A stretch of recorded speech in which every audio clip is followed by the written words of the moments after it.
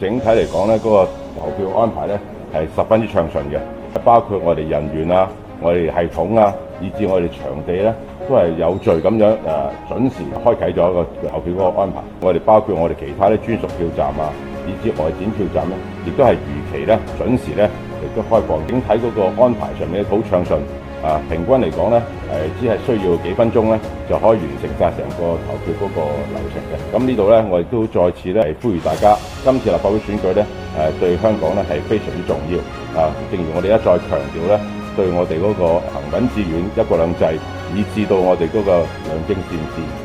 由治及興咧，都非常重要。甚至嚟講咧，我哋嚟緊咧，包括喺大埔火災之後個善後工作推動改革